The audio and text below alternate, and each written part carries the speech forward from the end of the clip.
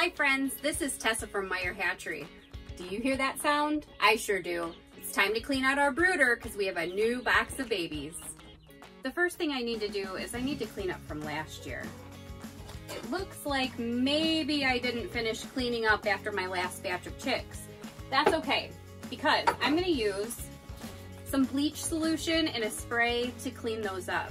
So I've got 1 tablespoon of bleach with water inside of this spray bottle. I'm gonna use it to sanitize all of our tools that I didn't clean up from last year. So I'm gonna give everything a good soak. I'm gonna spray them down, inside and out. Not only my waterer, but my yucky feeder too. Looks like I didn't clean up from last year. So I'm just gonna give it a great spray, make sure I'm covering the whole thing, and then I'm gonna clean it out in the sink. And then I'm gonna let them dry fully before we start to use them for our next batch of chicks. Now it's time to clean out the brooder from our last batch of chicks. My brooder is in our house, in our laundry room, where it's nice and warm.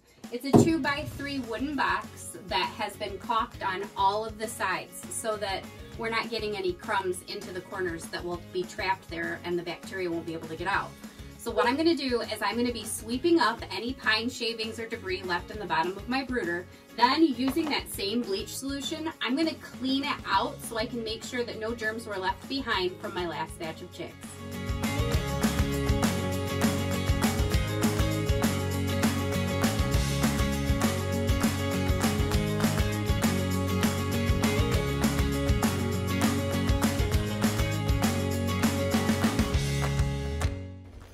All right, when I'm cleaning down in here to get all of this debris out, I want to make sure that I'm getting all of the corners because that's where all of our bacteria is going to live.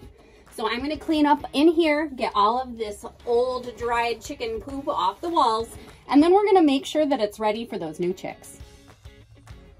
All right, the brooder is all ready. Down in the bottom, I've got puppy pads to help absorb any moisture. I've got chick starter feed in their feeder. I've got electrolytes in their water for those first few days, and I'll probably add a marble or two to it so that they can see it. I also have their brooding plate, which is the yellow panel that's at the back of the brooder. That's going to act like mother hen. So underneath, the chicks will go under, they'll receive warmth, and then come out to eat and drink. This is an alternative to a heat lamp. In my house, I would prefer to have this brooder plate as opposed to a heat lamp. Now, the only thing to do is add the chicks. Here they come.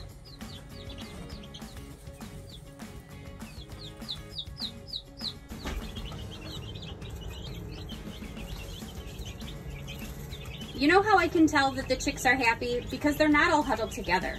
All of my chicks are eating and drinking. They're not huddled under the brooder plate like they're cold. They're not over in the corner shivering. They're moving around and they're moving freely, which is a good sign that your brooder is the right temperature for your chicks. Thank you for joining me today as I cleaned out my brooder. It's not only important for your baby chick's health, but for your health to keep it properly sanitized. If you found this to be informational, join us on our other videos on YouTube with Meyer Hatchery. I know that Mrs. Chuckles and I will be watching later. Bye guys!